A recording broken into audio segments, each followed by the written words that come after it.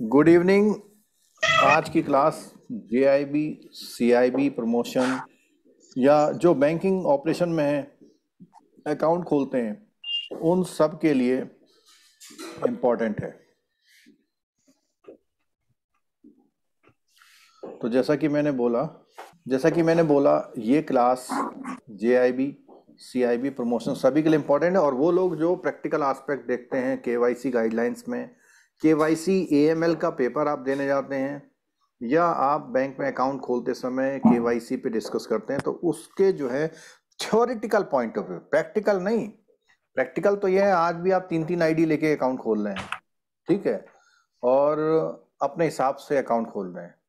लेकिन बैंक का जो केवाईसी गाइडलाइन है prevention of money laundering act में, उसने किन किन डॉक्यूमेंट्स को केवाईसी में कहा है, अपडेट करने के लिए क्या रूल है, कौन सी रिपोर्ट देनी है आपने, इस तरह के कुछ क्वेश्चन आज क्लियर होंगे।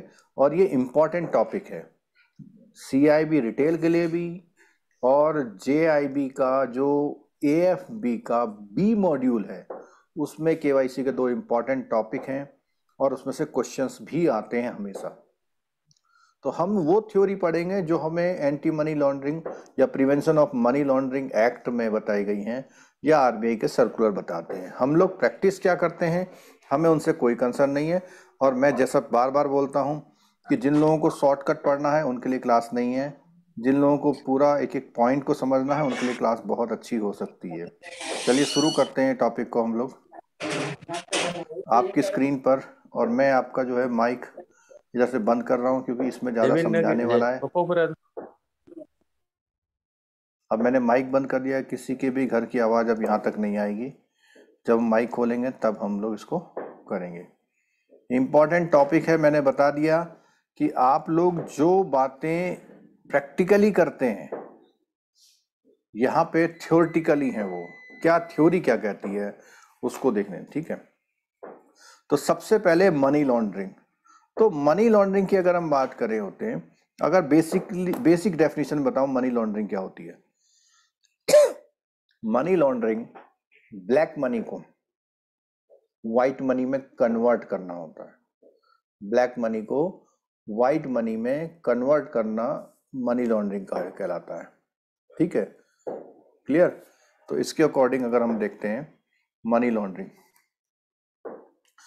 Laundering activities expose the bank to various risk. और इस मनी लॉन्ड्रिंग की वजह से बैंक को वेरियस रिस्क हैं। कौन कौन से रिस्क? ऑपरेशनल रिस्क, जिसमें बेसिकली बात करेंगे तो फ्रॉड की बात आती है। रेपुटेशन रिस्क, बदनामी बहुत हो जाती है।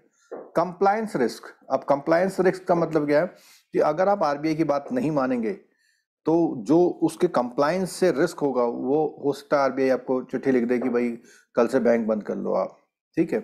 और लीगल रिस्क, क्योंकि जब कोर्ट में मामला जाता है तो फिर इसी लॉ को रेफर किया जाता है।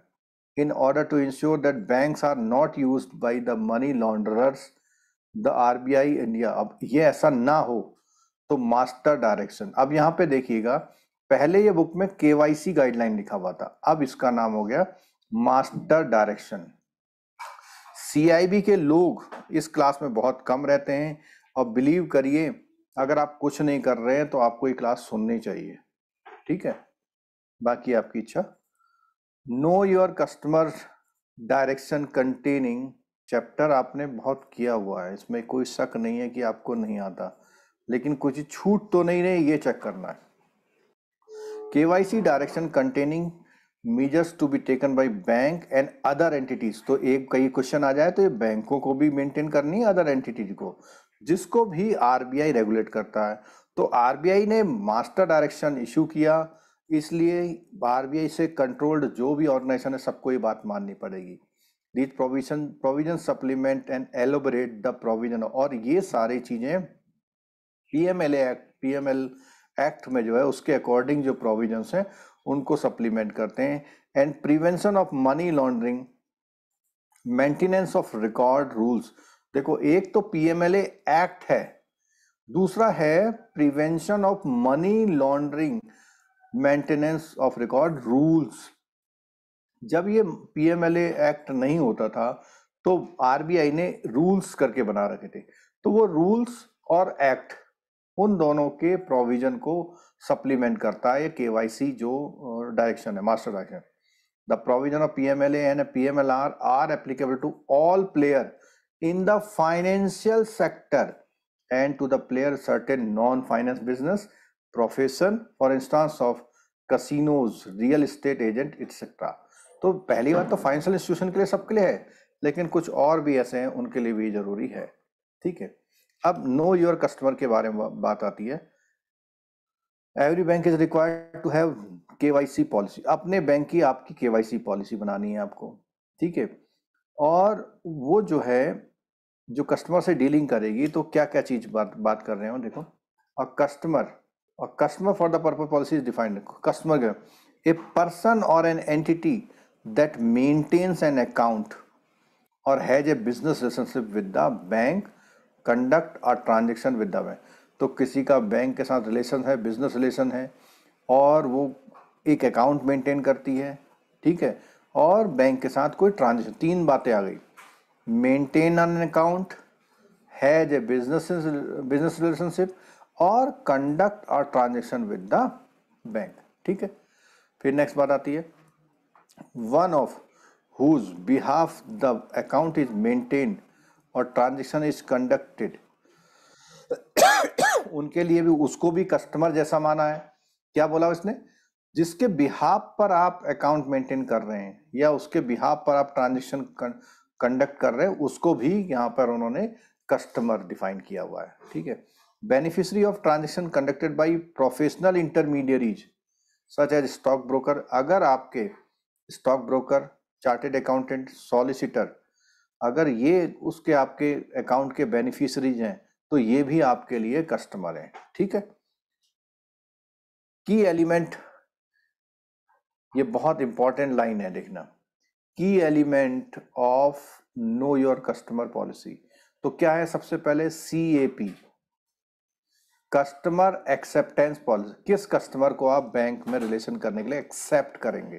ठीक है, फिर है कस्टमर आइडेंटिफिकेशन प्रोसेस, यानी जिसको एक्सेप्ट करेंगे उससे आपने क्या क्या आइडेंटिफिकेशन के प्रोसेस लेने। उसके बाद जब आप अकाउंट खोल लेंगे, मॉनिटरिंग ऑफ ट्रांजेक्शन, आप क्या करेंगे? उनके ट्रांजेक्शन मॉनिटरिंग करेंगे। और उसके बाद लास्ट है रिस्क मैनेजमेंट। ये है एलिमेंट्स, यहां ध्यान रखिएगा 4 एलिमेंट है। Customer acceptance policy, customer identification procedure, monitoring of transaction and risk management. ठीक है, अब ये चारों चीजों को लाइन टू लाइन हमें पढ़ना है इसमें। ठीक है, तो सबसे पहले आ गई क्या? कस्टमर एक्सेप्टेंस पॉलिसी क्या होगा? तो उसमें क्या करता है बैंक? क्या करता है? अपने कस्टमर्स को वेरियस रिस्क कैटेगरी में डिवाइड करता है, जैसा जैसा उनका रिस्क परसेप्शन, जैसा सोचते हैं कि जिसके साथ ज़्यादा रिस्क है तो उसको हाई रिस्क में रखेगा। ठीक है, decide on acceptance criteria for each category. तो एक्सेप्टेंस करने के लिए क्राइटेरिया बनाना कि किस कैटेगरी के कस्टमर के लिए हम कैसे उसको एक्सेप्ट करेंगे। Accept customer after verifying their identity as laid down customer identity. जैसा भी कस्टमर आइडेंटिफिकेशन प्रोसीजर में आपने सिस्टम बना रखा है, उसी तरह आप कस्टमर को एक्सेप्ट करेंगे। ठीक है, not open accounts in the name of anonymous fictitious, बेनामी, किसी भी ऐसे लोगों के अकाउंट आपने नहीं खोलने हैं।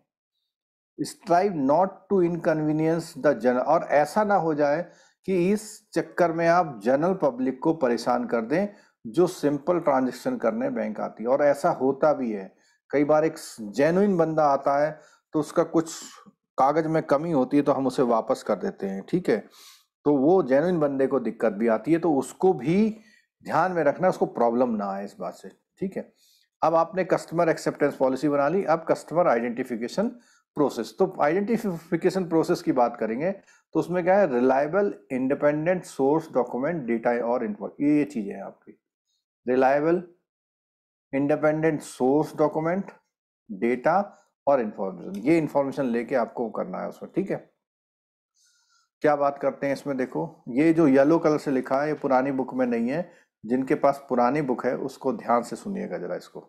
ठीक है, customer identification is required to be done in the following cases. पहला बोलता है while opening an account और establishing account based relationship। तो कस्टमर आइडेंटिफिकेशन इन केसेस में रिक्वायर्ड है, ओपनिंग ऑफ अकाउंट या बिजनेस रिलेशनशिप इस्टेब्लिश करने में। Undertaking international transfer for non account holder. तो कई बार क्या होता है, कोई ऐसा है कि आपका अकाउंट होल्डर नहीं है लेकिन आप उसका इंटरनेशनल ट्रांसफर कर रहे हैं, तो उसे आइडेंटिफाई करना हो कौन है। कहीं कोई ऐसा टेररिस्ट तो नहीं निकल जाएगा या टेररिस्ट को फंडिंग तो नहीं हो रही है। If a doubt arises about authenticity of the existing customer or adequacy of correctness of information about the, तो क्या होता है कि अगर authenticity of an existing customer है तो भी आपको दोबारा से उसका आइडेंटिफिकेशन करना है, या उसने जो इंफॉर्मेशन दे रखी है वो एडिक्वेसी नहीं है, करेक्ट नहीं है, तो भी उसका आइडेंटिफिकेशन करना है। यानी जिसके पास इंफॉर्मेशन पहले से कम दे के अकाउंट खोल लिया था उन लोगों का भी करना है। ठीक है, फिर क्या था, selling any product including third party product for value of over 50,000। तो कोई ऐसा है जो 50,000 से ऊपर, देखो वैल्यू ऑफ ओवर लिखा हुआ है यहाँ पे, वैल्यू ऑफ ओवर। अच्छा, अब एक क्वेश्चन मैं पूछता हूं आपसे कि वैल्यू ऑफ ओवर 50,000 के लिए केवाईसी बोला उसने। ठीक है, कल या परसों की क्लास में हमारा डिस्कशन हो रहा था, मैं आपके माइक खोल रहा हूं थोड़ी देर के लिए। कल या परसों हमारी क्लास में डिस्कशन हो रहा था कि वैल्यू ऑफ ओवर 50,000 वाली लाइन, ऐसी एक लाइन हमारी कल या परसों डिस्कस हुई थी, वो क्या क्या लाइन थी, कोई बताएगा? एनईएफटी वाली थी वाली कैश में नेफ्ट का जिसका अकाउंट नहीं है सर, उसका डिस्कशन हुआ था। ये बात कही थी हमने। इस लाइन और उस लाइन में कोई फर्क दिख रहा है आपको? हाँ, यहाँ लिखा है ओवर, वो अप टू, उसमें बिलो 50,000 शायद डिस्कशन हुआ था सर। हाँ, ये था कि 50,000 और अबव था, मतलब वही बात हो गई कि बिलो 50 तक कोई दिक्कत नहीं है, लेकिन जैसे ही 50 हो जाएगा। लेकिन यहाँ क्या बोल रहा है, ओवर 50। इन दोनों रूल में फर्क समझिए, ये रूल केवाईसी के लिए है, वो रूल एनईएफटी के लिए, टैक्स के लिए, मतलब एनईएफटी नहीं, टैक्स के लिए था, क्योंकि हम पैन नंबर मांगे थे ना। नहीं हुआ एग्री आप लोग? अच्छा जी, वो टैक्स पर्पस से था, वो जो हम पैन मांग रहे थे ना। यस सर, जी पैन कार्ड जरूरी है करके। पैन कार्ड जरूर, तो पैन कार्ड एक अलग एक्ट है, केवाईसी एक अलग एक्ट है। ठीक है, तो अगर 50,000 से अबव कोई भी ट्रांजैक्शन होगा उसके लिए केवाईसी मस्ट है, चाहे वो बैंक में ट्रांजैक्शन करे चाहे वो कहीं ट्रांजैक्शन करे। ठीक है, तो ये मेरे को आपको थोड़ा सा क्लियर करना था, तो कोई डाउट नहीं रखिएगा। ये लिखा ना, selling any product including third party. तो कई बार क्या होता है, बैंक म्यूचुअल फंड सेल करता है ना, तो जब भी वो 50,000 से ज्यादा का म्यूचुअल फंड होगा तो उस कंडीशन में वो आपसे केवाईसी मांग लेगा। कैरिंग आउट ए ट्रांजेक्शन और सीरीज ऑफ कनेक्ट, ये भी बहुत इंपॉर्टेंट है। और यहां देखो बार बार ओवर 50,000 बोल रहा है।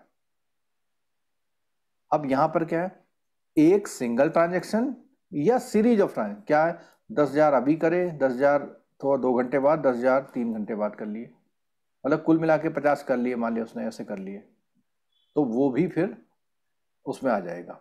ठीक है, when there is a doubt,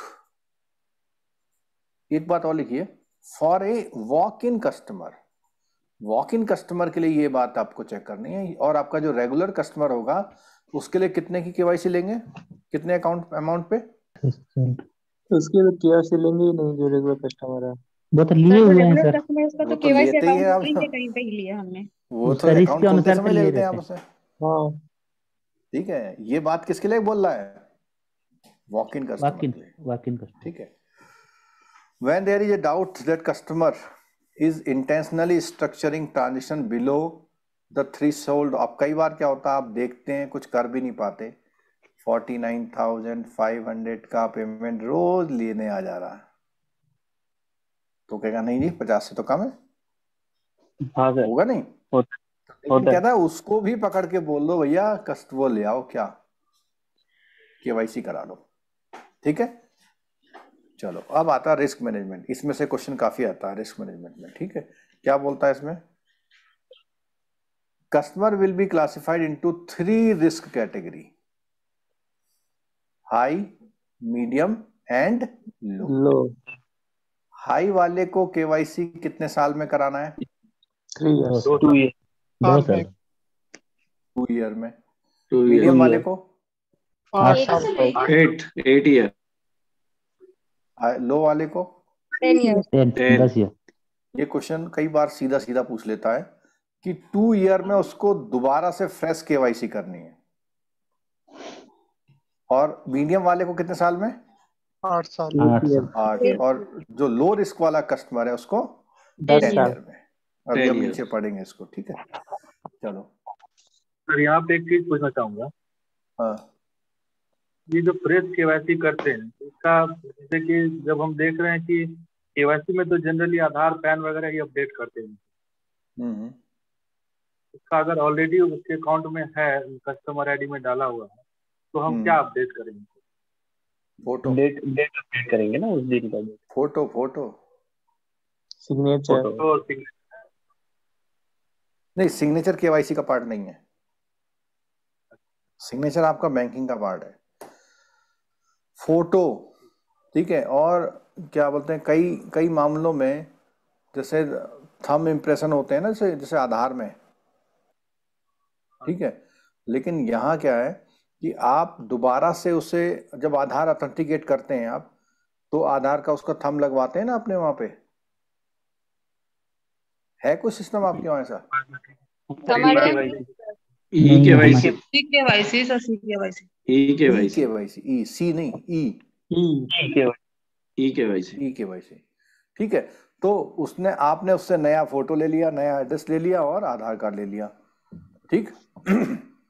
मतलब उसको पता रखना कि हाँ ये बंदा अभी भी उसी गली मोहल्ले में रहता है और इसका नाम ये है, फोटो इसका ये, ज्यादा बदला नहीं है।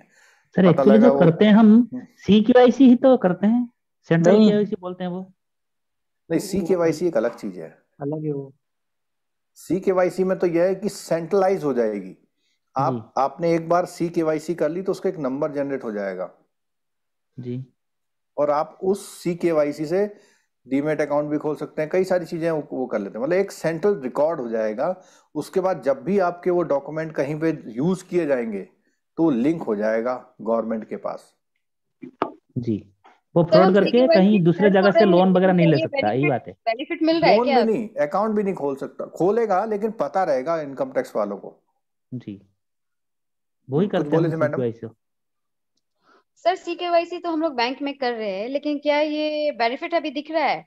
जैसे एक जगह सीकेवाईसी अगर रजिस्टर्ड है तो वो तो सेंट्रलाइज हो जाना चाहिए, तो कोई पोर्टल हमें मिलेगा जहाँ पे सर्च कर सके, हाँ या हाँ, दूसरी फैसिलिटी में उनको नहीं केवाईसी इसमें वापस यह से है ना देना कि पड़े। जो सिस्टम है कुछ दिनों बाद सबके सिस्टम लिंक होने लग जाएंगे। लिंक होने का मतलब वो कहीं पे भी डालेगा तो वो सेंट्रल गवर्नमेंट के पास पता लग जाएगा कि ये हो रहा है। बेसिकली ईमानदार लोगों को ट्रैप करने का तरीका है ये। बेईमान ट्रैप नहीं होगा, उसका आधार कार्ड भी नहीं बना अभी, ठीक है। और वो वही लोग तो सुप्रीम कोर्ट गए थे, उन्होंने तो कहा था कि आधार को मैंडेटरी मत कीजिए। कोई गरीब आदमी गया था क्या? नहीं। गरीब आदमी को तो फर्क ही नहीं पड़ता है। वो कहता मेरा आधार कार्ड 10 जगह लगा लो लेकिन मेरे को हेल्प कर दो, ठीक है। चलो, वो जैसे अभी हो रहा था कि जो लोग फ्लाइट में जाते हैं तो कि जब भी फ्लाइट में चढ़ेंगे तो आधार नंबर पता लग जाएगा कहाँ जा रहा है, तो उन्होंने ये प्ली लिया कि हमारी प्राइवेसी जो है वो ब्रीच हो रही है, ठीक। चलिए, the parameter to be consider the risk. अब रिस्क कैटेगराइजेशन के पैरामीटर, ये भी एक इंपॉर्टेंट क्वेश्चन बन सकता है आपका, ठीक है। किन बेसिस पे रिस्क कैटेगराइजेशन होता है, ठीक है। तो पहला क्या है, customers identity, the ability to confirm identity document through online or other service offered by issuing authority may also be factored in. कहने का मतलब या तो आप ऑनलाइन कर लीजिए या किसी और तरीके से। दूसरा है सोशल और फाइनेंशियल स्टेटस, यानी उनकी इनकम या उसको मनी कितना है उस हिसाब से। तीसरा बिजनेस एक्टिविटी क्या करते हो, और फोर्थ क्या है information about the clients business and their location, कहाँ पर वो बिजनेस करते हैं, ठीक है, और उसकी बिजनेस की इंफॉर्मेशन क्या है। ये एक्टिविटी है। एक्टिविटी का मतलब क्या होता है, स्वीट शॉप है मान लिया, ठीक है, और यहाँ बिजनेस क्या है, वो स्वीट कैसे बनाते हैं, कहाँ सेल करते हैं, किस किस लोकेशन में उनकी वहाँ एस्टेब्लिशमेंट है। तो ये जो पैरामीटर बोले रिस्क कैटेगराइजेशन के पैरामीटर, तो अगर मान लिया सोशल एंड फाइनेंशियल स्टेटस उसका बहुत हाई है, एक पॉइंट हो गया, ठीक है। बिजनेस एक्टिविटी करता है, मान लिया बिजनेस एक्टिविटी करता है, वीजा देने की सर्विस की उसकी वो है, एजेंसी है, ठीक है। तो इस तरह के पॉइंट्स को 4 पॉइंट हैं, ये ध्यान रखिएगा थोड़ा सा। आगे risk categories of some typical customer profile are indicated here. अब टिपिकल प्रोफाइल की बात करता है, ठीक है। तो उसने बोला पहला वाला कौन है, इंडिविजुअल अदर देन HNI।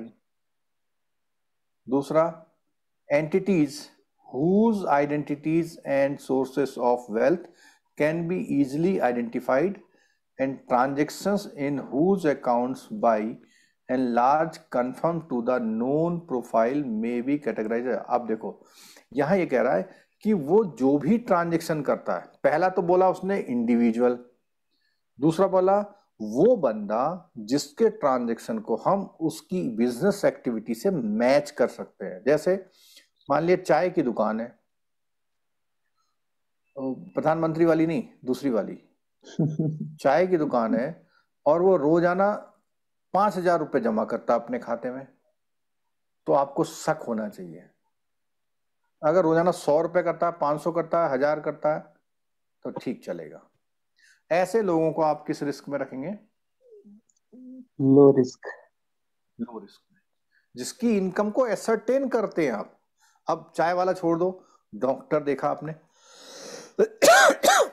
और डॉक्टर रोजाना 10,000 रुपये अपने खाते में जमा कर रहा है, आप एग्री हो या नहीं हो? एग्री है सर। एग्री, ठीक है। डॉक्टर ऐसे भी है रोजाना 10 लाख भी जमा कर सकते हैं, लेकिन आपको पता होना चाहिए कि ये जाने माने डॉक्टर हैं, पूरे स्टेट में ऐसा डॉक्टर एक ही है, इनकी फीस 5,000 रुपये है, ठीक है, और दिन भर में 100 मरीज देखते हैं। तो एक आइडिया, ठीक, तो उसको कौन सी कैटेगरी में रखेंगे आप, लो रिस्क। लो में। Customer likely to pose a higher than average risk should be categorise as medium or high risk. अब इसका मतलब ये लो के ऊपर वाले जो लोग हैं उसमें आपको देखना है जो एवरेज रिस्क थोड़ा सा ज्यादा रखते हैं उनको मीडियम या हाई में रखते हैं, ठीक है। These could be customer engaged in cash intensive business with high turnover, say jewellers, petrol pump, ठीक है, यहां तक कि कुछ शहर के मिठाई वाले, चाट वाले भी इस कैटेगरी में आ सकते हैं, ठीक है, जिनका टर्नओवर क्या है, बहुत हाई है, ठीक है। रिव्यू ऑफ रिस्क कैटेगरी, अब यहां पे रिस्क कैटेगरी की बात आई तो ये एक बहुत इंपॉर्टेंट क्वेश्चन है, not less than once in 6 month. तो 6 महीने के अंदर आपको हर अकाउंट की रिस्क कैटेगरी क्या करनी है, रिव्यू, पीरियडिकली क्या करनी है, उसको रिस्क कैटेगराइजेशन दोबारा से देखना है आपने, रिव्यू ठीक है। करना। अब देखो री केवाईसी जो आपका क्वेश्चन था ना, री KYC full exercise will be required to be done at least every 2 year for high, ठीक है, और at least every 10 year for low, और मीडियम के लिए 8 years। 8 years। ये तो हमने पहले ही बता दिया था। चलो अच्छा UCI, ये देखना इसमें अंग्रेजी में क्या लिखा हुआ है, हाँ यही है, ठीक है। ये नया आया, पुरानी बुक में नहीं है, इसलिए जिसका पुरानी बुक है बहुत ध्यान से सुनिएगा। The increasing complexity and volume of financial transaction necessitate that customer do not have multiple identities with a bank across the banking system and across the financial system. To achieve this objective, unique identification code for each customer has to allotted. इसका नाम क्या दे दिया उन्होंने? Unique customer identification code. जैसे UIDI है ना, उसी तरह का कस्टमर आइडेंटिफिकेशन कोड की बात कर रहे हैं। Will help to identify customer, track the facilities availed by them, monitor their financial transaction in a holistic manner. मतलब कंप्लीटली वो क्या करता है? Enable banks to have better approach for risk profiling of the customer. ये सारा आपके book से हटा दिया गया है। सर रियल एस्टेट का बिजनेस करने वाले को किस कैटेगरी में डालेंगे? कौन हाई सी risk, risk? High high risk. Risk में, क्योंकि रियल एस्टेट को ही ये माना जाता है सबसे ज्यादा जो मनी लॉन्ड्रिंग या ब्लैक मनी होता है वो वहीं पर लगता है। पर ये जो स्टेटमेंट है मैं क्लास में तो बोल रहा हूँ, लेकिन इसको सड़क में नहीं बोल सकते हम। ठीक है, चलो, कोई रियल एस्टेट वाले तो नहीं बैठे हुए क्लास में? नहीं सर। आजकल वैसे बैंक का स्टाफ जो है, बैंक की पॉलिसी को देखते हुए सब अपना अपना एक बिजनेस शुरू कर रहे हैं ना। CIB के बाद कर लेना, JIB के बाद भी, मतलब JIB CIB के बाद। ठीक है, बैंकों का भरोसा नहीं। अगर आपका बिजनेस चल पड़ेगा तो बिजनेस भी देख लेना। पेंशन तो है नहीं अब, क्यों? नहीं सर। क्या बात, सब सुस्त हो रहे हैं क्लास में भाई, ऐसे कैसे चलेगा काम? थक गया। मेरा है सर, मेरा पेंशन आपका है। है? सोचने लग गए, फ्यूचर का सोचने लग गए। फ्यूचर को सोचने लगे। तब सर मैं- बिजनेस के बारे में सोचने लग गए, कौन सा बिजनेस शुरू करना है। नहीं, जिनका पेंशन है, कितना साल रह गया अभी? नहीं सर, मैं एक्स सर्विसमैन हूँ, उधर से पेंशन मिलता है, इधर से। नहीं वो वाला नहीं, बैंक वाला, वो अलग है आपका। नहीं वो वाला नहीं, बैंक वाला मेरे ख्याल से कोई नहीं होगा शायद ना। नहीं हम लोग नहीं है। मीना जी होंगे 2001 हाँ, के मीना बाद। जी बिल्कुल होंगे, मीना जी बिल्कुल डेफिनेटली। तो 2010 से पहले वाला ना? नहीं, 2005 से पहले वाला। 5 या 10 है? 2004 से पहले वाला। 2004 से अप्रैल 2010। सर SBI में 2010 से है। अच्छा, इसमें बाद में बंद किया था। हाँ, ठीक है, चलो ये क्वेश्चन आपके एग्जाम में नहीं आएगा, इसको रोकते हैं यहाँ पे। मैं ये कह रहा था कि जिनका पेंशन है उनका तो पेंशन जॉब तो पूरा कर ही लेना चाहिए। बाकियों का यह है कि जैसा जैसा मन करता है, अगर आप कहीं प्राइवेट में भी जाते हैं और आपको मार्केटिंग नाव के ऑपरेशन मिलता है, तो मेरे ख्याल से सब जगह एक सही है, बस कोई फर्क है नहीं शायद। वहां पे थोड़ा सा आपको रिस्क प्रोफाइल के अकॉर्डिंग आपका सैलरी क्या होता है वहाँ पे थोड़ा ज्यादा मिल होता है। जाता है। जो काम आप बैंक में 20 साल में करके सैलरी कमाएंगे, वहाँ 10 साल करके कर सकते हैं। ठीक है, लेकिन आपको अपने आप को इस तरह ढालना पड़ेगा कि आप पैसे को कैसे मैनेज करते हैं। ठीक है, चलो एक पॉइंट है यहाँ पे, कस्टमर ड्यू डिलीजेंस। देखो ये एक ऐसा प्रोसीजर है कि जैसे कहते हैं ना, आंख कान नाक खोले रखना। कागज भी ओके है सर रिकॉर्डिंग रुक गई।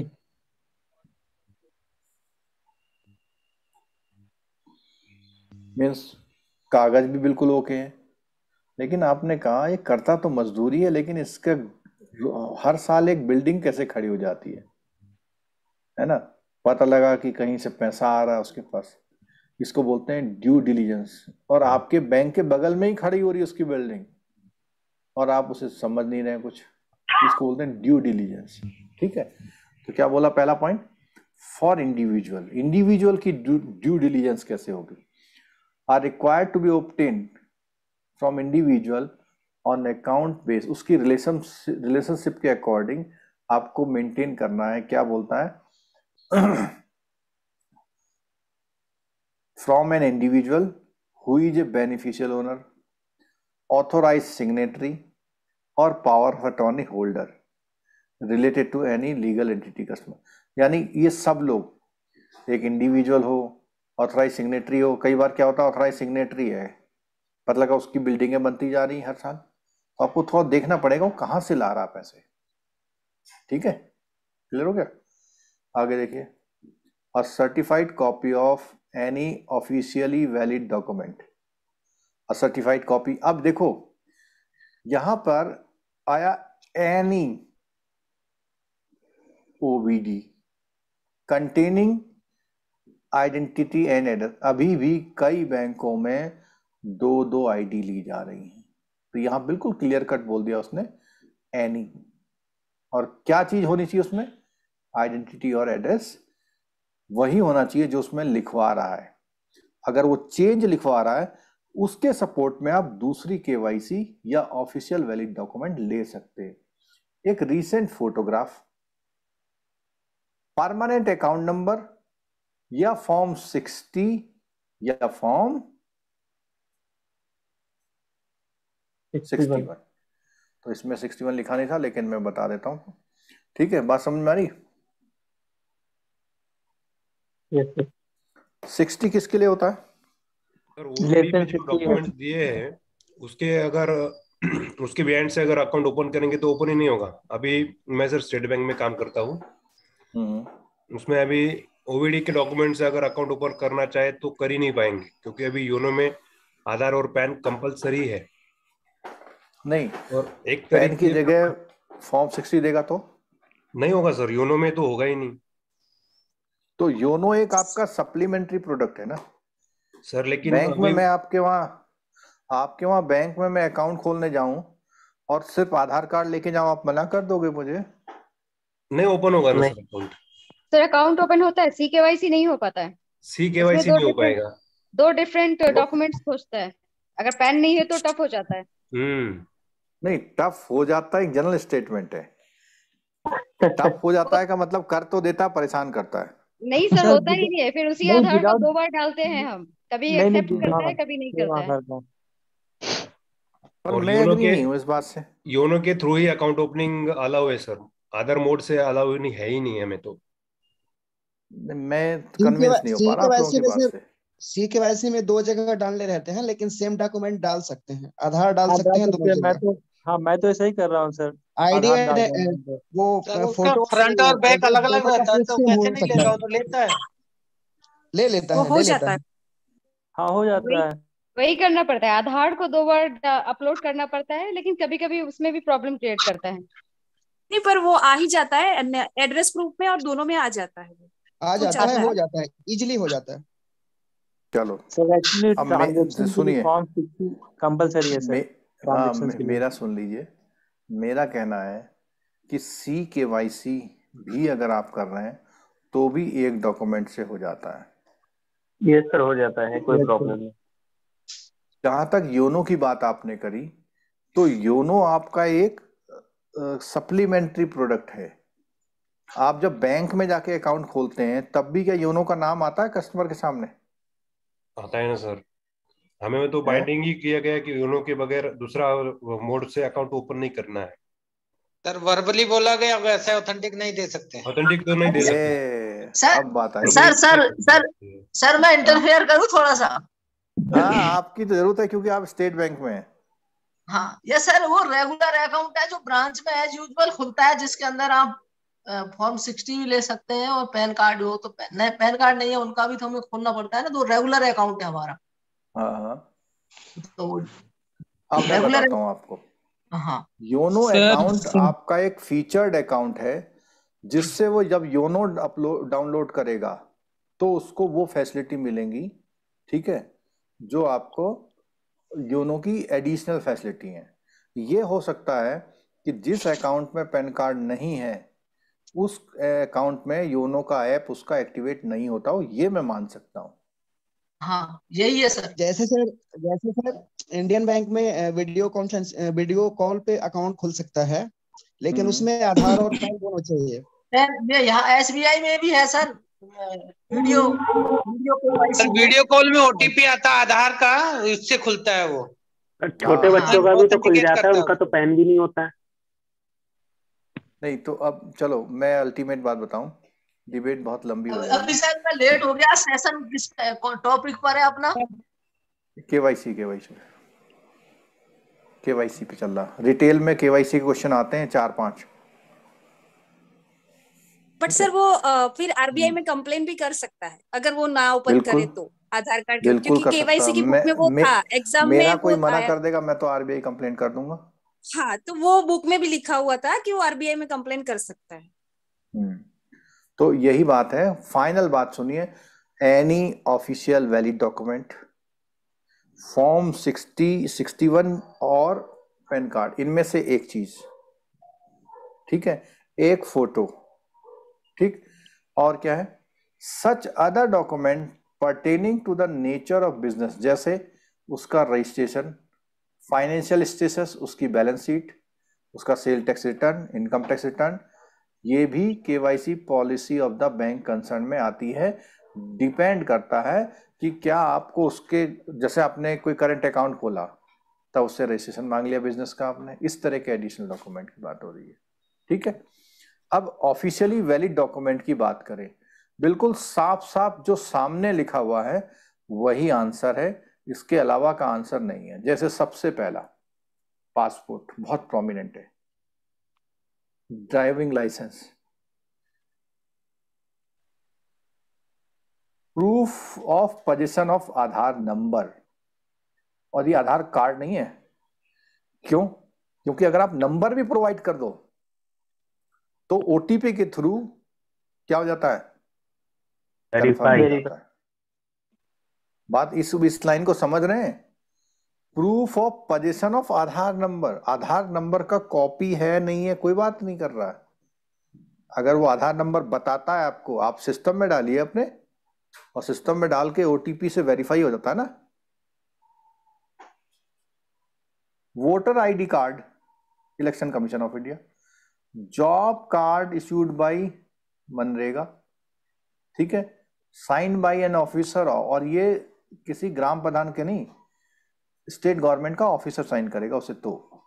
और नेशनल पॉपुलेशन रजिस्टर, ये बेसिकली किस स्टेट के लिए है? आसाम। आसाम के लिए, ठीक है। तो ये 6 डॉक्यूमेंट है, ठीक, ये 6 डॉक्यूमेंट को ओवीडी का दर्जा दिया गया, ऑफिशियली वैलिड डॉक्यूमेंट।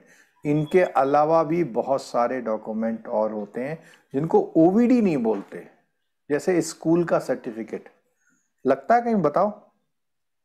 हाँ सर, बोनाफाइड। स्टूडेंट के अकाउंट में लगा रहे हैं ना आप? हाँ, लगा रहा हूँ सर। हाँ। स्मॉल अकाउंट में जो आपका वो सर्टिफाइड करके देता है, ठीक है। हेडमास्टर अब जी। हाँ, हेडमास्टर नहीं, कई लोग करते हैं उसमें, कई लोगों का नाम है उसमें, ठीक है। अब देखिए अपडेटेड एड्रेस, हेलो तो अपडेटेड एड्रेस क्या? Sir. For the limit sir, purpose ये- ऑफ एड्रेसेस, हेलो एड्रेसेस के लिए डॉक्यूमेंट। ऊपर वाले डॉक्यूमेंट किसके लिए थे? आइडेंटिफिकेशन, आइडेंटिटी के लिए या ओवीडी के लिए, सिंगल ओवीडी के लिए, ठीक है। हेलो अगर वहां कुछ गड़बड़ है तो sir, form secondary document for the 61 का पर्पज यूज ऑफ कहाँ करते हैं? एड्रेस है। फॉरम 60 और 61 का डिफरेंस बता रहे थे आप। हाँ, यूज अच्छा, करते हैं, कब यूज? फॉर्म 60 होता है बिजनेस पर्पज के लोग जो होते हैं, और 61 होता है जो वो एग्रीकल्चर होते हैं। मतलब आप ऐसे कह दीजिए 61 याद रखिए एग्रीकल्चर, अदर देन एग्रीकल्चर सब लोग 60 देते हैं। सर इंडिविजुअल्स भी तो फॉर्म 16 देते हैं।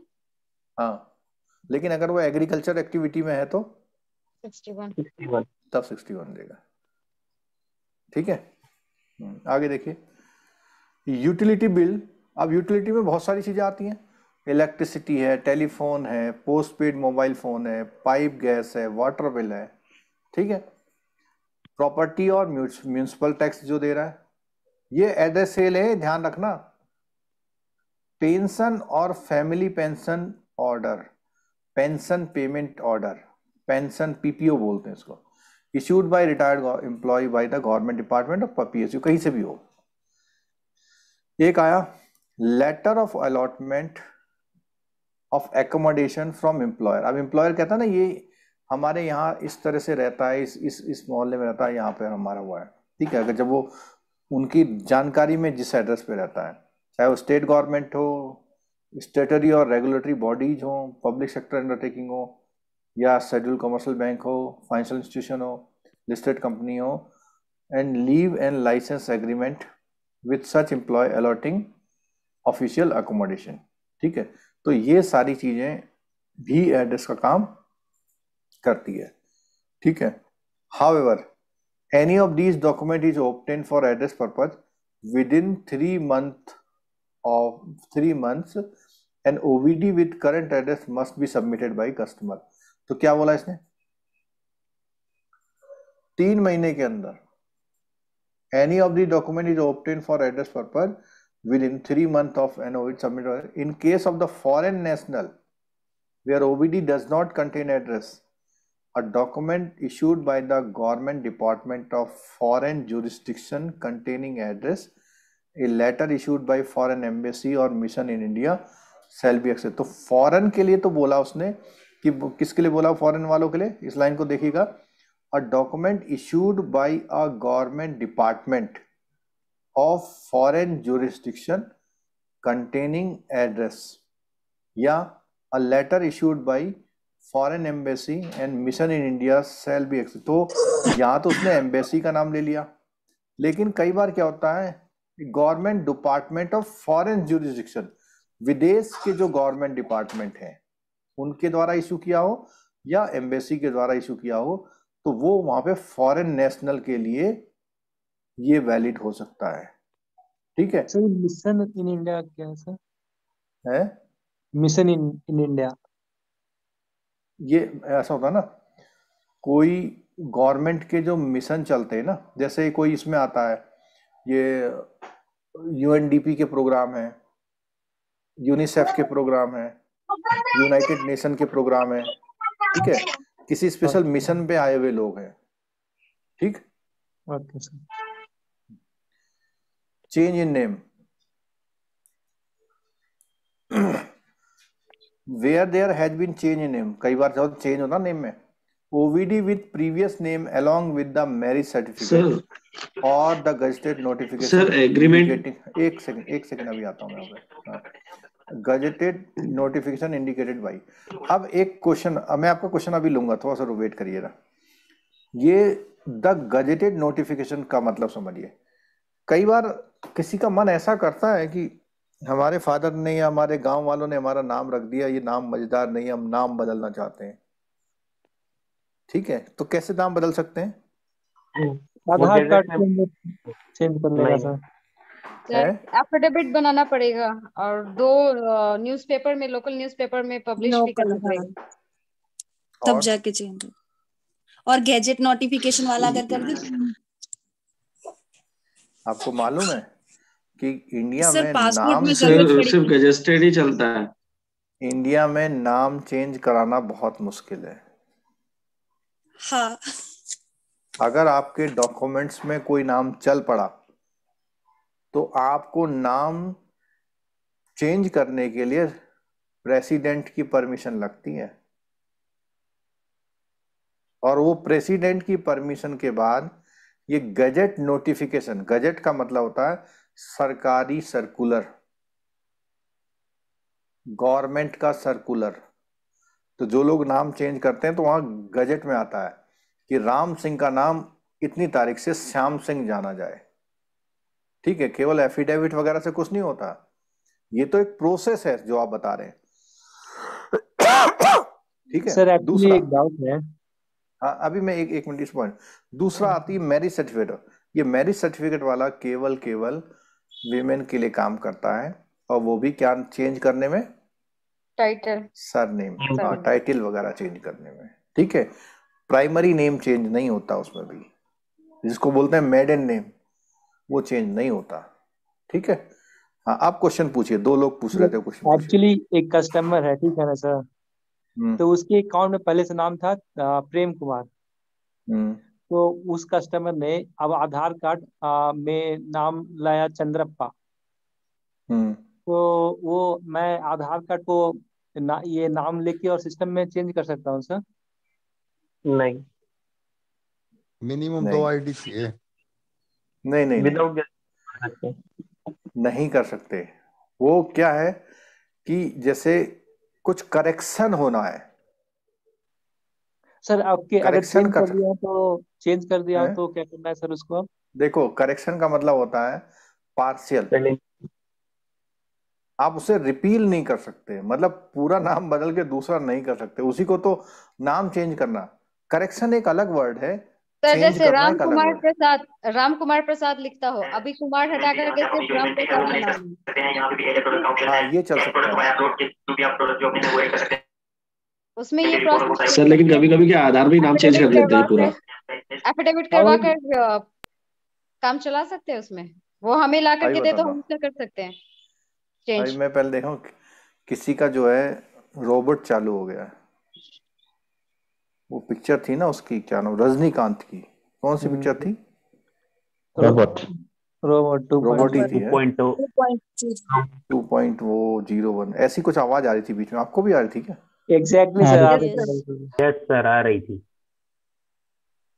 चलो हाँ, तो ये जो बात है, अब देखो प्रैक्टिकल की बात सुनो। जब आप कोई डॉक्यूमेंट लेते हैं, और अक्सर गांव वाले केस में होता है, जैसे उसने किशन सिंह नाम था तो उसने किस्नू कर दिया, ठीक है। जब उसका अकाउंट खुला था तब आपने कोई भी डॉक्यूमेंट नहीं लिया था, या ऐसा डॉक्यूमेंट लिया था राशन कार्ड वगैरह पुराने जमाने में 10 साल पहले मान लिया, आज वो सही कराने आता है, ठीक है, उस कंडीशन में तो आप कर लेते हैं, ठीक। लेकिन इसको नाम चेंज करना नहीं बोलते, इसको करेक्शन बोलते हैं, ठीक है। करेक्शन आप कर लेते हैं। और अगर आपको लगता है कोई रिस्की कस्टमर है, रिस्की कस्टमर से बोलिए इस अकाउंट को क्लोज कर दो, क्लोज करके नया खोल दो, नया डॉक्यूमेंट के साथ नया खोल दो। सर लेकिन कस्टमर बहुत तकलीफ देते हैं। क्या करते हैं? तकलीफ देते हैं। अभी मतलब खाली आधार में ही नाम चेंज कराएंगे, मेरा ये ओल्ड आधार है, ये मेरा ये न्यू आधार है, बस कर दो आप। करेक्ट। वही मैंने बोला, अब यहाँ पे आती है प्रैक्टिस, यहाँ पर आती है प्रैक्टिस कि आप कितने स्मार्टली उसको डील करते हैं। अच्छा। मेरा तो कहना ये है, अगर वो प्राइमरी नेम को ही बदल रहा है बिल्कुल, तो नहीं बदलो। हाँ, स्पेलिंग में थोड़ा ए ई का फर्क है तो बदल सकते हो, मेरा अपना ओपिनियन है, ठीक है। राम कुमार श्याम कुमार दोनों का वो देता है आई कार्ड वो अपना, और फिर क्या करेगा? हाँ सर, वोटर आईडी में राम कुमार है, आधार कार्ड में श्याम कुमार है, अब किस नाम को मानेगा?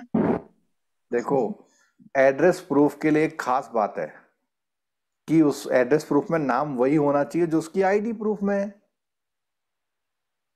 एड्रेस प्रूफ में एक ही नाम है, दोनों अलग अलग है, नाम अलग अलग है, तो कैसे ले लोगे भाई? जैसा कैसे ले लोगे?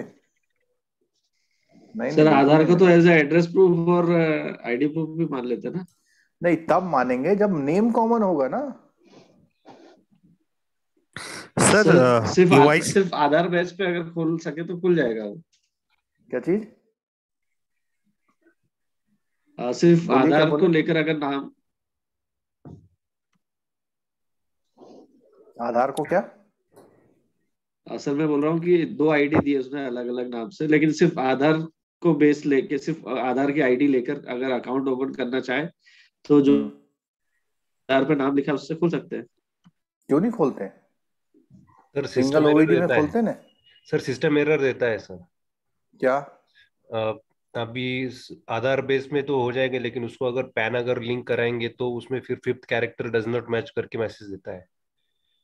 नहीं, इसमें जो है पैन नंबर के बारे में एक बात बताऊं मैं आपको कि पैन पे जो नेम है, आपको फ्रीडम होता है कि आप अपने पैन कार्ड में जो नेम है सरनेम पहले करके लिखवा सकते हैं। यस, ठीक है।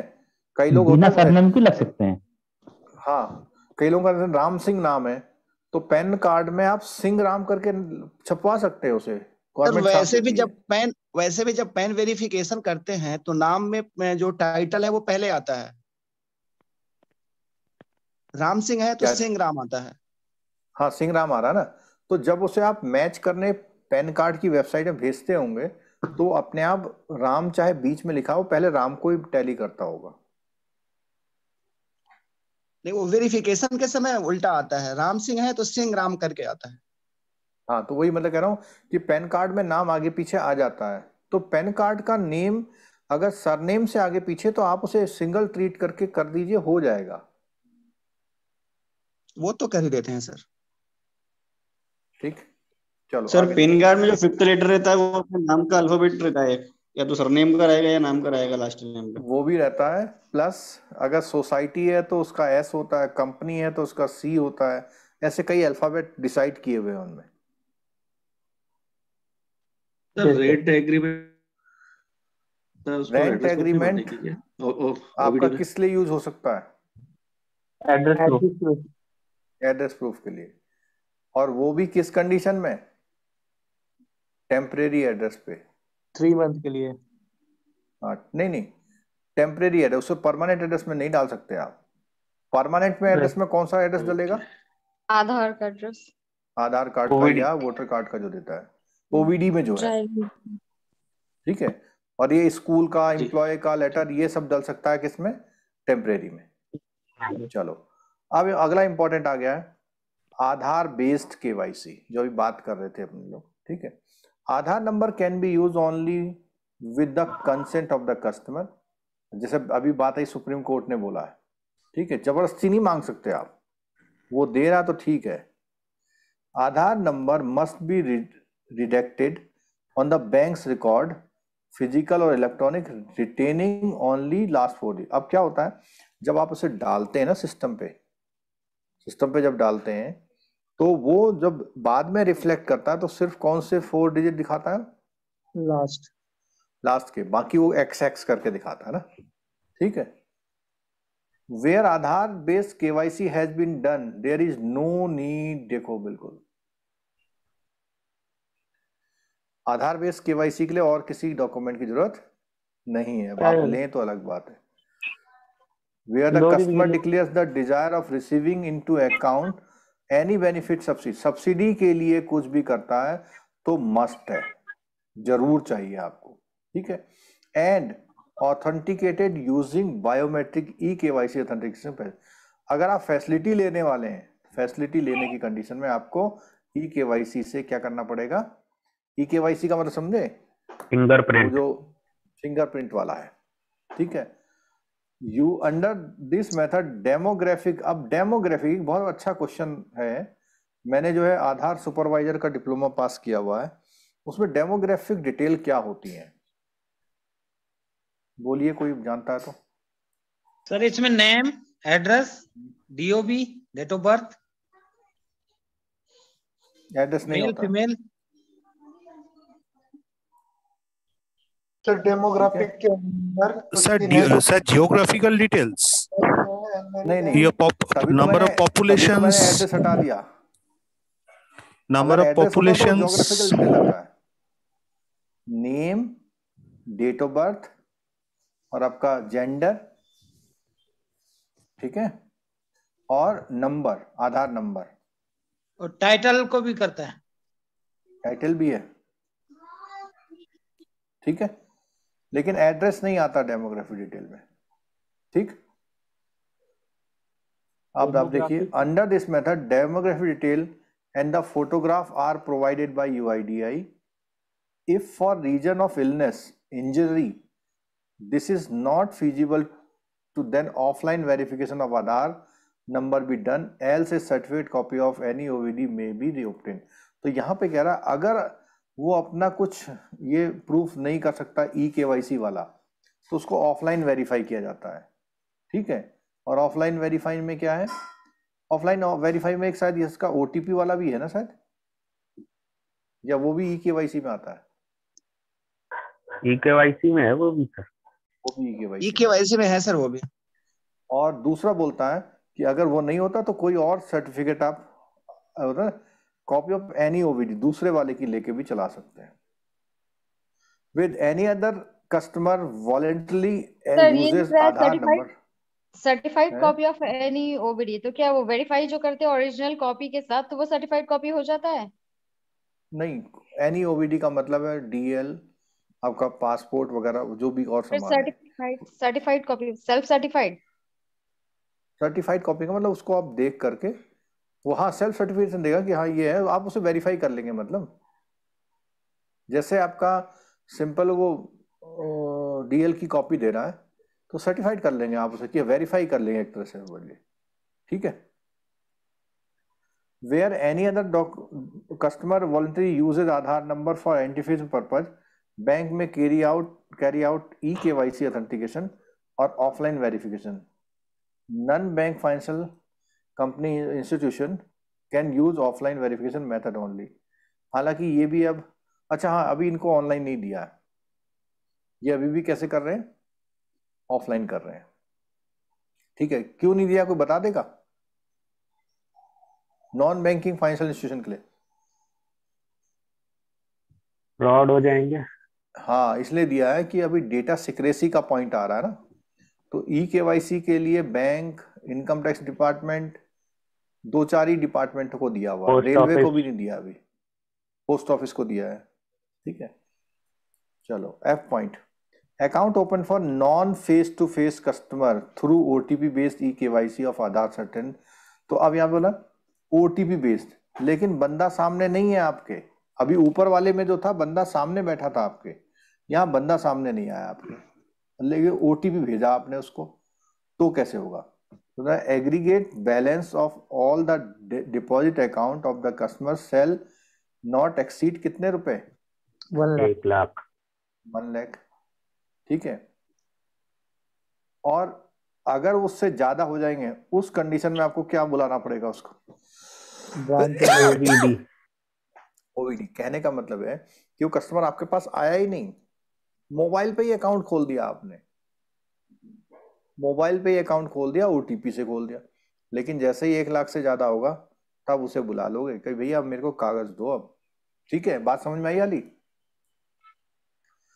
इसका एग्जांपल आप ऐसे भी देख सकते हो, जो जितने ये भीम पे वगैरह ऐप है ना, जो पेटीएम वगैरह, तो पेटीएम में कितने से ऊपर वो फिजिकली वो करता है, कुछ पता है आपको? सर यूपीआई का तो 2 लाख का लिमिट हो गया है ना? यूपीआई वो तो ट्रांजैक्शन लिमिट है 2 लाख। पेटीएम में 10,000 से ऊपर है सर, अकाउंट 10,000 से ऊपर। हाँ, क्योंकि यहाँ बात आ रही है डिपॉजिट की, तो यूपीआई में डिपॉजिट तो होता नहीं है, ट्रांजैक्शंस में। हाँ पेटीएम में होता है ना डिपॉजिट। हाँ सर, पेटीएम में डिपॉजिट अगर होता है तो उसमें भीम में सिंगल ट्रांजैक्शन 10,000 और टोटल 2 लाख होता है। मल्टीपल ये से चैनल से अगर आता है, कोई अगर डेबिट करता है तो सिंगल ट्रांजैक्शन में 10,000 प्रोबेबली। नहीं, ये तो ट्रांजैक्शन की बात आई, मैं अभी उनके KYC वेरिफिकेशन की बात कर रहा हूँ। 10,000। चलो अगला पॉइंट देखिए, the aggregate of all credits in a financial year in all the deposit account are taken together shall not exceed 2 lakh. ये है देखो 2 लाख, एग्रीगेटिंग में इधर 1 लाख है, लेकिन उसने बोला पूरे फाइनेंशियल ईयर में जो भी क्रेडिट्स हैं, यहाँ तो बात बताई उसने 1 लाख वाली बात बताई कि उसने सिंगल डिपॉजिट, सॉरी बैलेंस की बात बताई। बैलेंस है उसका कितना, किससे ज्यादा नहीं होना चाहिए? 1 लाख। 1 लाख। और जो ट्रांजेक्शन्स हैं आपके, उनका सम कितना? 2 लाख से ज्यादा नहीं होना चाहिए। For borrowal account only term loan shall be sanctioned and aggregate. अरे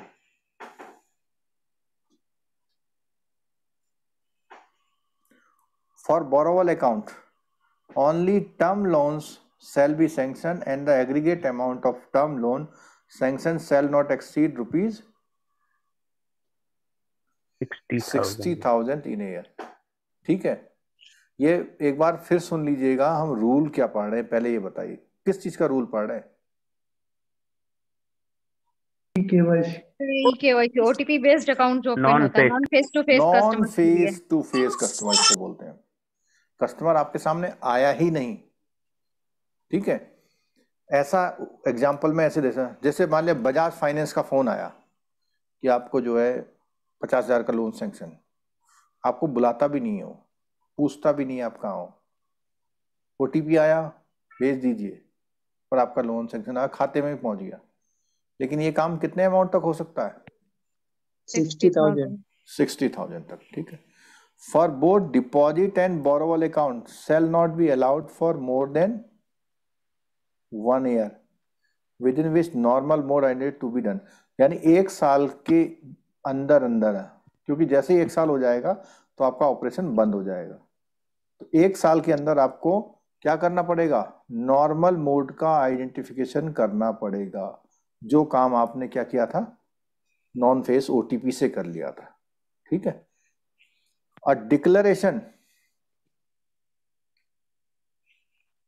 to be obtained that no other account using this mode has been opened nor will be opened at any other financial institution, ठीक है। Small account, इससे भी questions आते हैं। क्या बोला इसमें, किन के लिए खोला जाता है? लो इनकम ग्रुप के लिए। Not having OVD. सर ये डिक्लेरेशन कब लेना होता है? जो ऊपर दिया हुआ है, ये ऊपर वाली जी बात सर। कर रहे हैं ना आप? जी जी है? जी सर। वो उस कंडीशन में हाँ है जी सर, फिफ्थ कि, जो पॉइंट कि जब जी भी आप ये नॉन फेस टू फेस वाला खोलेंगे तो उसमें हमेशा एक डिक्लेरेशन लिया जाएगा कि आपका कहीं अकाउंट नहीं चल रहा है।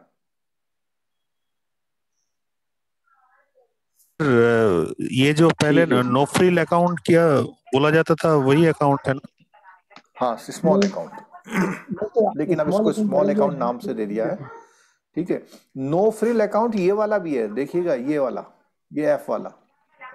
कोई बताएगा कि ये नो फ्रिल कैसे है? तो 1 लाख रुपीज लिमिट नहीं, अमाउंट नहीं, इसको नो फ्रिल क्यों बोल दिया? Zero balance account. No frill नहीं, इसलिए बोला, 1 ईयर के बाद केवाईसी देना होता है ना। केवाईसी इसलिए नहीं, वो तो जीरो बैलेंस में ओपन होता है, वही बैलेंस। नहीं, ये इसलिए बोल दिया है कि देखो आप घर बैठे हुए और आपका अकाउंट खुल गया, नो फ्रिल, झंझट नहीं है। फ्रिल माने होता झंझट। ओके भाई एफ वाला जो हम पढ़ रहे हैं ये भी तो नो फ्रिल अकाउंट तो है, बस इसमें क्या होना चाहिए आपके पास? आधार। और स्मॉल अकाउंट में क्या खास बात है? आधार भी नहीं है आपके पास। आप बैंक तो आए हैं, फेस भी दिखा रहे हैं अपना, लेकिन क्या नहीं है? कुछ नहीं है, कागज नहीं है आपके पास, ठीक है। These are opened based on the customer declaration about identity, self-attested photograph and address to be given in the presence of the designated। Bank के सामने कर देगा। Bank account is subject to the restriction. उसमें कुछ restriction है, बहुत simple बात है। क्या है? एग्रीगेट क्रेडिट कितना नहीं होना चाहिए? 1 लाख 1 लाख से ज्यादा नहीं होना चाहिए। विड्रॉल एंड ट्रांसफर एक टाइम में कितना होना चाहिए? 10,000 a month। 10,000 in a month। Balance at any point कितना होना चाहिए? 50,000। 50,000 up to 50,000। ठीक है, डज नॉट एक्सीड। हाँ मतलब वही है, अप टू 50 का मतलब ये है कि 50 तक तो चलेगा, लेकिन 50 से ऊपर नहीं जाना। ये 3 पॉइंट है हमारे स्मॉल अकाउंट में कि उसका जो एग्रीगेट क्रेडिट है, जो क्रेडिट से मतलब समझे कि वो आज इतना रुपया जमा किया फिर इतना किया, ये जो सम है, ये सम 1 लाख से ज्यादा नहीं होना चाहिए, ठीक है। Aggregate withdrawal and transfer in month do not exceed ₹10,000, ठीक है। और अगला क्या है? Balance at any point of time does not exceed ₹50,000। The customer should provide OVD within 12 months। तो उसमें ऊपर भी वो 1 साल का दिया था ना उसने। Evidence of application for an OVD based। अच्छा, यहाँ पर कहता है कि अगर उसने 12 महीने के अंदर आपको ये दे दिया कि मैंने अप्लाई किया हुआ है, तो आप उसका अकाउंट कंटिन्यू अगले 12 महीने तक कर सकते हैं। होता ना, आधार कार्ड अप्लाई कर दिया लेकिन अभी आया नहीं, ठीक। सर यही अकाउंट तो BSBD अकाउंट है ना? BSBDS वो थोड़ा सा और फर्क है इसमें। BSBD में डॉक्यूमेंट लेते हैं हम। अच्छा, आधार लेते सब्सिडी के ठीक लिए। है, हाँ। अब देखो इधर, ये बिल्कुल नया आया है आपके लिए, सोल प्रोप्राइटरी फर्म, उसका कैसे करेंगे। ठीक है, तो बोलता है of the individual proprietor shall be carried out in addition any to। अब यहाँ पे any to आ गया इसमें। ठीक है, तो क्या होता है, ये CDD का मतलब जानते हैं? Customer due diligence. Customer due diligence. Customer due diligence. Customer due diligence, ठीक है।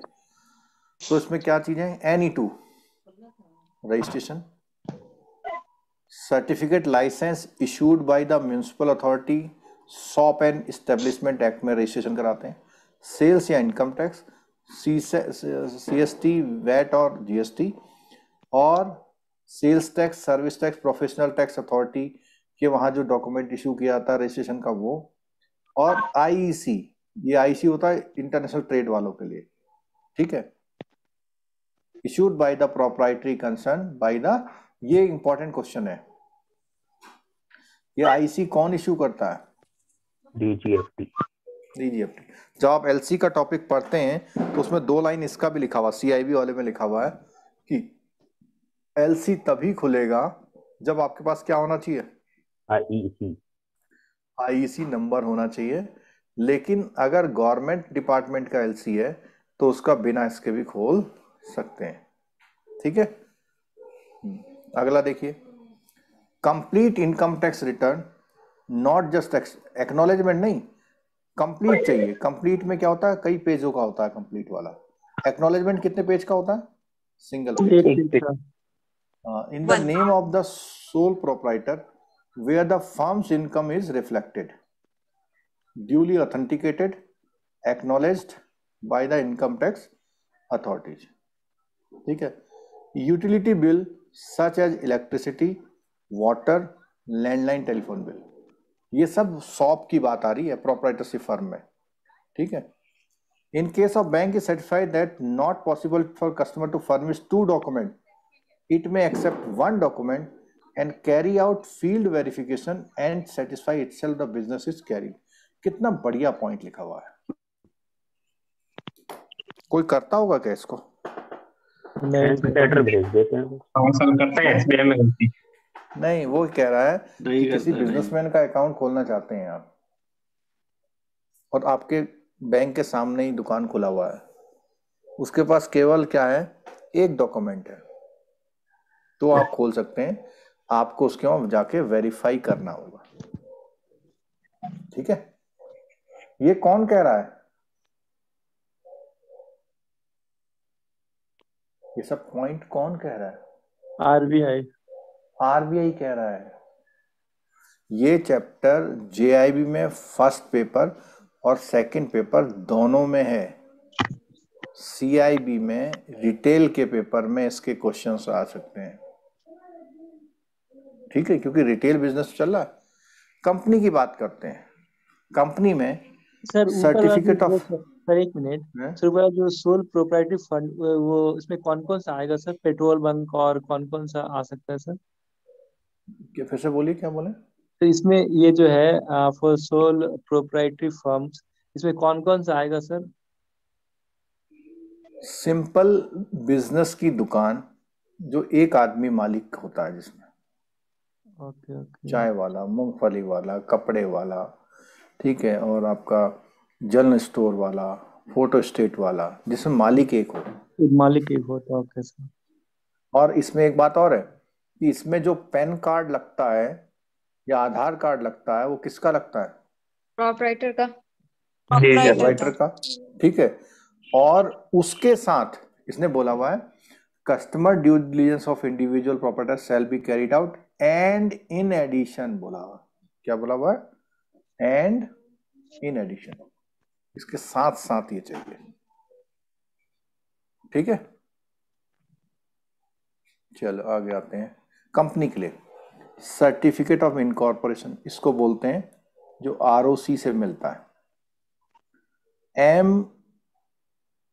MOA, article OA, member of association, memorandum of association और article of association. PAN number of company, resolution board of director की हम account खोलेंगे और उसकी power of attorney कि ये लोग इसको अकाउंट को चलाएंगे।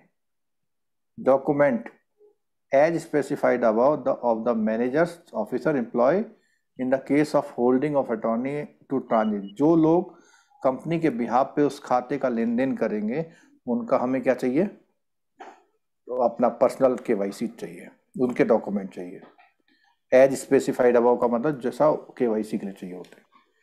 For proprietorship firm, sir society का भी एक ही डॉक्यूमेंट लगता है, रजिस्ट्रेशन ऑफ सोसाइटी। हाँ, उसका भी अगर टैक्स का कोई अकाउंट खुलता है तो सेम ही डॉक्यूमेंट लगता है। कोई जरूरी नहीं है उसका टैक्स अकाउंट नंबर हो, सोसाइटी में सोसाइटी रजिस्ट्रेशन का पेपर। हाँ सर, मगर अभी तो सोसाइटी का पैन नंबर मैंडेटरी हो गया है। अच्छा, पैन सर नंबर अगर मैंडेटरी हो गया। डीड की कॉपी ना हो और पैन नंबर हो तो डीड की तब कॉपी भी लाइक चाहिए। दिस प्लेस हो सोसाइटी गया। का तो हर कंडीशन में वो सोसाइटी का बायलॉज चाहिए। क्यों? जैसे यहाँ पे लिखा हुआ है ना, बोर्ड ऑफ डायरेक्टर का रिजोल्यूशन, जिस तरह से ये रिजोल्यूशन है उसी तरह सोसाइटी में बायलॉज होते हैं, बायलॉज वो होता जरूर है। चाहिए। हाँ सर। मतलब रजिस्ट्रेशन के साथ बायलॉज भी चाहिए। हाँ सर, एकदम। फिर है for partnership firm to obtain certified copies of each of the following, क्या कीजिए, रजिस्ट्रेशन सर्टिफिकेट। क्या ये मैंडेटरी है? रजिस्टर्ड है तो मैंडेटरी है। नहीं नहीं, रजिस्टर्ड है तो ही बाकी नहीं सर, कई बार mandatory वो नहीं है। रजिस्टर्ड नहीं होता है। दूसरा चाहिए पार्टनरशिप डीड। फिर क्या चाहिए, परमानेंट अकाउंट नंबर। फिर document as specified about the person holding power, अगर वो पावर ऑफ अटॉर्नी किसी के पास किसी को दे रखा है तो उसका भी सारा कागज चाहिए। ठीक है। फॉर ट्रस्ट के लिए, ट्रस्ट के लिए क्या है, registration, trust deed. Sir trust actually क्या होता है, काइंडली बोलेंगे, ट्रस्ट क्या होता है? ट्रस्ट जैसे कोई मंदिर होते हैं ना, मंदिर है, हॉस्पिटल है, कॉलेज है, वो कुछ लोग मिल करके स्पॉन्सर हो जाते हैं और एक ट्रस्ट बनाते हैं। उस ट्रस्ट में जितने भी मेंबर होते हैं उनका पैसा लगता है। ठीक है। और कुछ लोग डोनेट करते हैं, उसमें वो डोनेशन आता है उनके पास। उस डोनेशन से ट्रस्ट के बायलॉज में जो लिखा हुआ है वो काम वो करते हैं। सोसाइटी और ट्रस्ट में यही बड़ा फर्क है। ट्रस्ट एक तरह से आप समझ लीजिए कि बिगर वॉल्यूम में काम करने के लिए होता है। आप छोटा सा स्कूल चलाएंगे तो सोसाइटी से चल जाएगा, ठीक है, लेकिन अगर बड़ा काम करना है तो ट्रस्ट में जो है वो भी फॉरेन से जो डोनेशन आती है उसमें रिबेट होता है, और आप वहां पे इन्वेस्टमेंट करते हैं तो आपको भी इनकम टैक्स का कुछ रिबेट मिलता है। ATG का। ठीक है। ठीक है। ट्रस्ट डीड क्या है सर? डीड डीड का मतलब है जिसमें उस ट्रस्ट के बारे में लिखा हुआ, जिसको हम बायलॉज बोलते हैं ना। ट्रस्ट डीड में लिखा रहता है कि मिस्टर सो एंड सो मिल करके एक ट्रस्ट बना रहे हैं, उसका पर्पज ये रहेगा, उसको इस तरह चलेंगे, उसका अकाउंट यहाँ को, उसको डीड बोल दिया है। ठीक है। पैन नंबर होता है उसका एक, अगर पैन नंबर नहीं है तो क्या, फॉर्म 60। और डॉक्यूमेंट जो भी अटॉर्नी या ट्रांजेक्ट कर रहे हैं उनका डॉक्यूमेंट। ठीक है। पैन नंबर किसको होता है? पैन नंबर ट्रस्ट का अलग से रजिस्ट्रेशन नहीं, 10 10 बताओ किसके लिए होता है, जो लोग टीडीएस काटते हैं। अच्छा। जैसे मान लिया आपका बैंक है, आपको सैलरी देता है, तो आपका सैलरी में से कुछ पैसा काटता है ना, हाँ। वो पैसा इनकम टैक्स को जमा करने के लिए 10 चाहिए होता है। ठीक है। ठीक है। टैक्स अकाउंट नंबर बोलते हैं उसे। अगला है किसी अनइनकॉर्पोरेट एसोसिएशन या कुछ लोगों का ग्रुप अगर खोलना चाहे तो उसके लिए क्या चाहिए, इसको हम सोसाइटी भी बोल सकते हैं, ठीक है। अनइनकॉर्पोरेट एसोसिएशन है वो, या बॉडी ऑफ इंडिविजुअल है, यहां पर सोसाइटी आ सकता है। तो उसमें रिजोल्यूशन है, उसका पैन नंबर है या फॉर्म 60, ठीक है। पावर ऑफ अटॉर्नी जो अकाउंट को चलाएगा, उनके डॉक्यूमेंट चाहिए जो अकाउंट को चलाएगा, और कोई इंफॉर्मेशन जो उसके लीगल एग्जिस्टेंस के लिए इंपॉर्टेंट होती है वो लिया जाएगा, ठीक है। Unregistered trust partnership firm shall be included under the term unincorporated association। तो वो बोलता है क्या, जो अनरजिस्टर्ड ट्रस्ट या फर्म होती हैं वो इसी ग्रुप में आती हैं, और अगर वो रजिस्टर्ड है, अगर सपोज कीजिए कि ट्रस्ट रजिस्टर्ड है, तो कौन से में आएगा, डी में आएगा, ई में आएगा, एफ में आएगा? डी में सर। डी में, ई में, ई में आएगा। अगर रजिस्टर्ड है तो उसे ट्रस्ट बोलेंगे, और कोई रजिस्टर्ड ट्रस्ट, कोई ट्रस्ट रजिस्टर्ड नहीं है तो उसे क्या बोलेंगे? अनइनकॉर्पोरेट एसोसिएशन है, वो लोगों का जुड़ाव है उसमें। सर एसएसजी इसमें आएगा सर? क्या एसएसजी? एसएसजी भी इसी में आ जाएगा, एसएसजी भी इनकॉर्पोरेट वाले में आ जाएगा, ठीक है। सर ये अगला है, सर ये रिजोल्यूशन जो होता है, रिजोल्यूशन का मतलब होता रिजोल्यूशन क्या होता है है? कि जितने लोग उसे चलाते हैं वो कहते हैं मीटिंग करते हैं। आज शाम को 4 बजे शर्मा जी के वहाँ चाय पीते समय हमने तय किया कि हमारे मिस्टर श्याम सिंह और राम सिंह इस खाते को चलाएंगे। अगर श्याम सिंह नहीं है तो राम सिंह चलाएंगे, अगर उनमें से किसी की डेथ हो जाती है तो फिर दूसरा चुनेंगे, अगर लड़ाई झगड़ा होता है, वो सारी चीजों को हम लोग क्या बोलते हैं? रिजोल्यूशन। सर तो ये सर मतलब कहीं पर जैसे नोटरी वगैरह होता है उस टाइप से कुछ होता है, या नॉर्मली नहीं, सिंपल लिखा हुआ होता है बस? सिंपल, फिर सारे मेंबर साइन मारते हैं उसमें।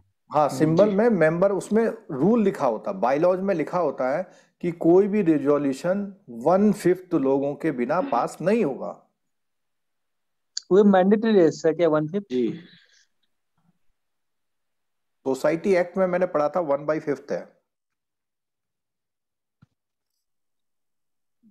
जो हमारा सोसाइटी एक्ट है उसमें 1/5 से ही रिजोल्यूशन पास होने को लिखा था उसमें।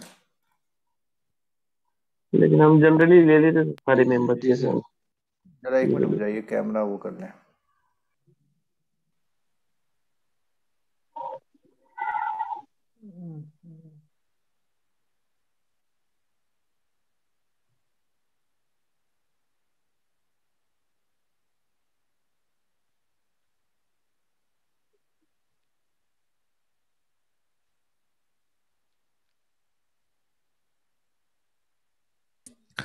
कोई यहाँ पर एक एलसी का क्वेश्चन का आंसर बोल पाएगा?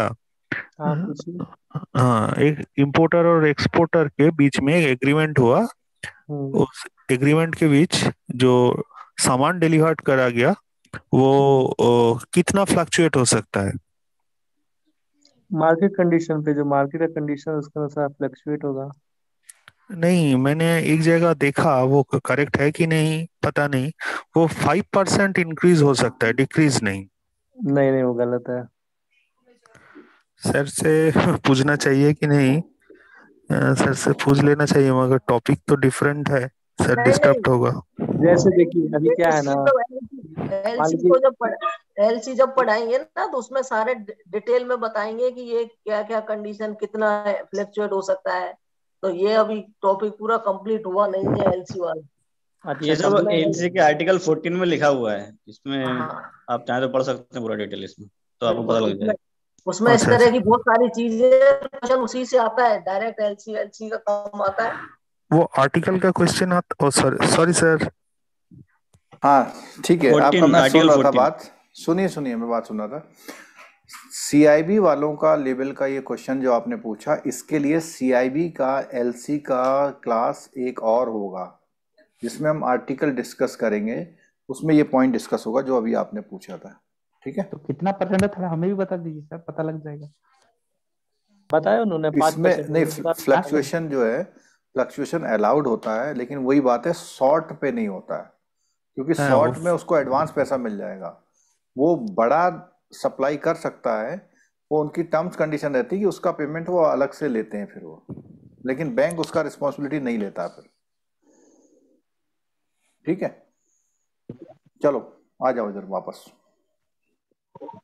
हाँ, तो यहां बात I juridical person not specifically covered under this, तो क्या है, societies, universities and local body, जिनको कानून ने एक पहचान दे रखी है। सोसाइटीज हैं, यूनिवर्सिटीज हैं और लोकल। अभी किसी ने पूछा था सोसाइटीज कहाँ आएंगे, देखो यहाँ आ गए हो। ठीक है, तो क्या बोलता है, जो उसके बिहाफ पे एक्ट करेगा उसके डॉक्यूमेंट, जो उसमें ट्रांजैक्ट करेगा उसके डॉक्यूमेंट, सच डॉक्यूमेंट एज में बी रिक्वायर्ड बाय आरई। आरई का मतलब क्या होता है, रजिस्टर्ड एंटिटी। ठीक है, रजिस्टर्ड एंटिटी से मतलब है कि जिसने उसको रजिस्टर्ड किया हुआ है, टू एस्टेब्लिश लीगल है, यानी अगर आपका रजिस्ट्रार ऑफ सोसाइटी ने उसको रजिस्टर्ड किया हुआ है तो उनका डॉक्यूमेंट। ठीक है, अगला है identification of beneficial owner. In case of legal person who is not a natural person, the beneficial owner shall be identified। अब beneficial owner जो उससे related लोग हैं उनको identify करना है। all reasonable step to verify identity shall be undertaken keeping the, क्या क्या point ध्यान में रख के उनकी identity verify करनी है। पहले बात देखना है कि where the customer or the owner of the controlling interest is a company listed on stock exchange, अगर वो कंपनी है तो लिस्टेड है या नहीं है, किसी की सब्सिडरी है वो।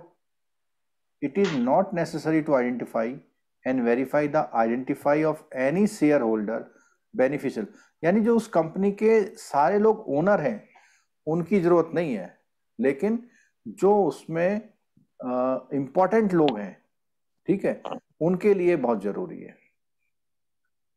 अगला, in case of trust, nominee of fiduciary account where the customer is acting on behalf of another person as trustee or nominee or any other intermediary is determined, in such cases satisfactory evidence of the identity of the intermediaries and of the person whose behalf they are acting as also detailed।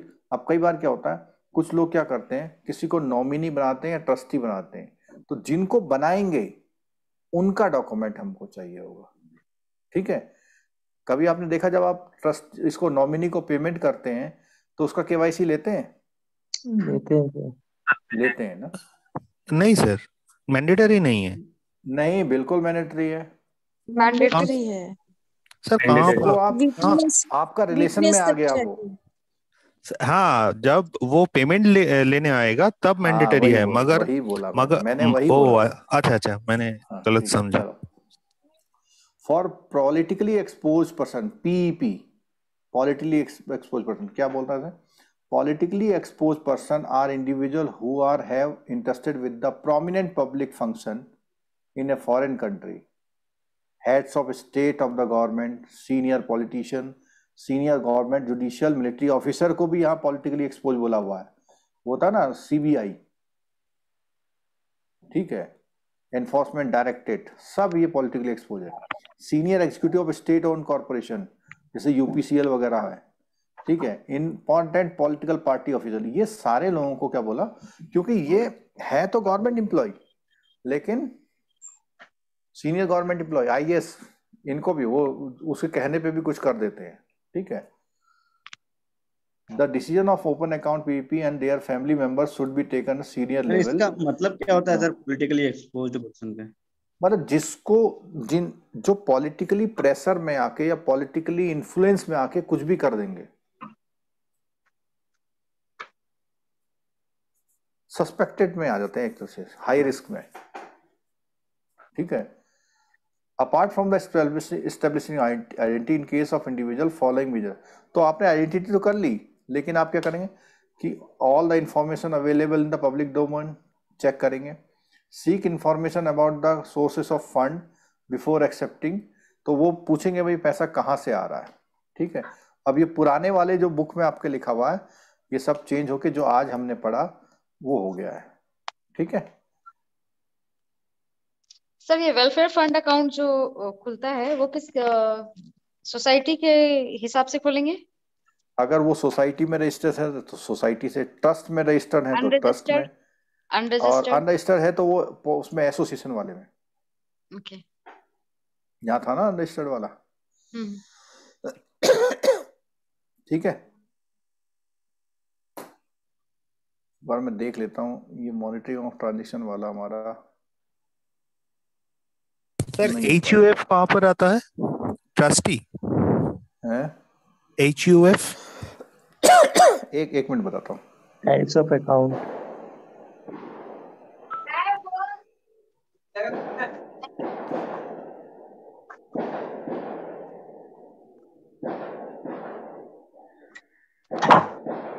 इसको हम next class में करेंगे, इसमें काफ़ी important चीज़ अभी है।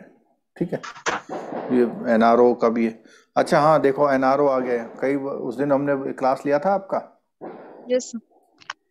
तो कई लोग JIB का बुक पलट के थक गए होंगे, मिला नहीं होगा उनको। मिला है? यहाँ है देखो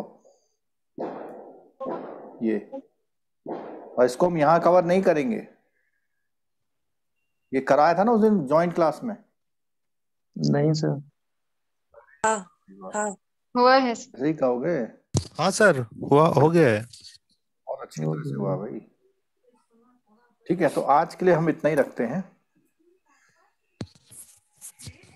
मेरा थोड़ा गला प्रॉब्लम करने लग गया है।